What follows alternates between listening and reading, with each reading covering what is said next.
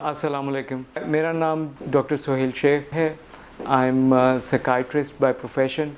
I also deal with patients with eating disorder, depression, anxiety, and addiction patients. आज मैं आप सबसे Covid के मुतालिक कुछ बात करना चाहता हूँ. कोविड से तो आप सारा ही you are well aware of the Covid कि कोविड में होता क्या है, बट अब हमें कई चीज़ें बाद में और पता चल रही हैं कि post Covid situation mental health को किस तरह अफेक्ट करती है. यानी कि जब कोविड से के बाद आप अर्ली स्टेजेस के बाद रिकवर होने के बाद कुछ महीनों के अंदर आपकी कुछ लोग उस सिचुएशन में चले जाते हैं कि वो पूरी तरह रिकवर नहीं करते. उसको हम कहते हैं लॉन्ग कोविड. यूजुअली जो लोग हॉस्पिटलाइज होते हैं उनमें ही लॉन्ग कोविड ज़्यादा सीवियर होता है. इस सेगमेंट में मेरा मेन फोकस है कि आपका कोविड का इफ़ेक्ट मेंटल हेल्थ के ऊपर क्या. वी डू नो कि जब कोविड से बंदा रिकवर कर रहा होता है, कई लोगों को बहुत एक्सेसिव फटीग होती है और वो फटीग कई दफ़ा महीनों तक लास्ट करती है. फिर दूसरी ये चीज़ जो हम देखते हैं कि उनकी कंसंट्रेशन काफ़ी हद तक अफेक्ट हो जाती है. उसको हम ब्रेन फॉग कहते हैं. तो वो प्रॉपर किसी इशू के ऊपर या किसी सिचुएशन पे फोकस करना उनके लिए मुश्किल होता है.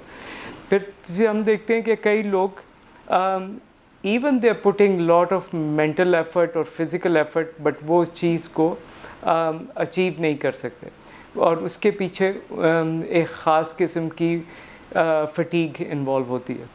फिर हम कई लोगों की स्लीप डिस्टर्बेंस बहुत ज़्यादा हो जाती है और फिर डिप्रेशन और anxiety is another major factor या कॉन्सिक्वेंस ऑफ पोस्ट कोविड. अब जब हम डिप्रेशन और एंजाइटी की बात करते हैं तो उसमें हम सिंपल लो मूड या सैडनेस की बात नहीं करते, हम उसमें क्लिनिकल डिप्रेशन की बात करते हैं. तो उसमें कई दफ़ा लोगों की सिर्फ एनर्जी लेवल ही नीचे नहीं आता बल्कि उनका इंटरेस्ट लाइफ में कम से कम होता जाता है.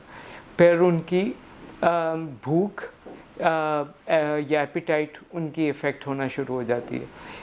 इसी तरह ही उनमें मोर एंजाइटी सिम्टम्स आना शुरू हो जाते हैं. एंजाइटी सिम्टम्स में कई दफ़ा उनको चेस्ट पेन या शॉर्टनेस ऑफ ब्रेथ या ये फीलिंग आती है कि दुनिया ख़त्म होने वाली है. इस तरह के उनके सिम्टम्स बढ़ने शुरू हो जाते हैं.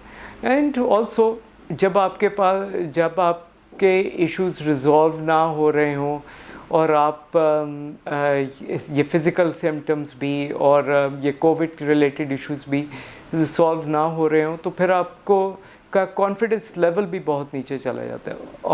और इन तमाम चीज़ों का असर आपकी फैमिली पर भी होता है. आपका अपनी लाइफ पे तो हो ही रहा है, बट आपके साथ आपके वर्क सिचुएशन में भी हो रहा होता है, आपके स्कूल परफॉर्मेंस में भी हो सकता है या कॉलेज परफॉर्मेंस में भी हो सकता है. इसी तरह ही आपकी एज ए सेड कीजिए आपकी फैमिली के साथ भी के ऊपर भी इसका इफ़ेक्ट हो सकता है. बिकॉज़ आपका जो मूड डिस्टर्बेंस है या इरिटेबिलिटी लेवल है या आपकी लेवल ऑफ टॉलरेंस है वो इतनी डिस्टर्ब हो जाती है कि everybody around you gets disturb.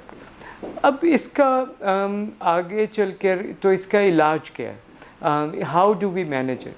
सो इसकी एक चीज़ जिस तरह हम देखते हैं बाकी बीमारियों में कि अगर एक बीमारी आपको शुरू होती है और उसकी वजह से दूसरी बीमारियां साथ अट्रैक्ट करना शुरू कर देती हैं या साथ होना शुरू हो जाती हैं, तो उस सिचुएशन में हमारी यही रिकमेंडेशन होती है और यही ट्रीटमेंट प्लान होता है कि आपने एक ही बीमारी का सिर्फ इलाज नहीं करना बल्कि आपने साथ साथ जो उसके साथ दूसरी बीमारियां हैं उनको भी ट्रीट करना है.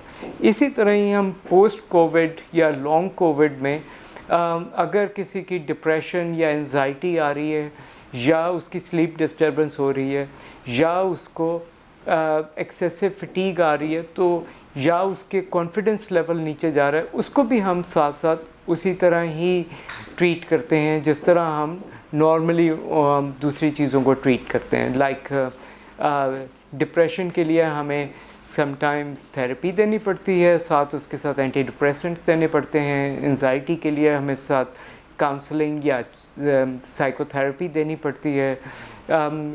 सिमिलरली अगर किसी की बहुत ज़्यादा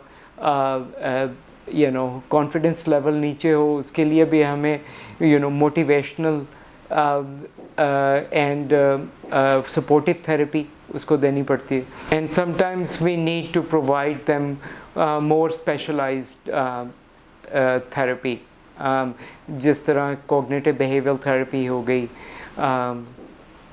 और इंसाइट ओरिएंटेड थेरेपी, तो वो भी हम यूटिलाइज़ करना चाहते हैं उन लोगों के लिए। Wishing you very best, thank you.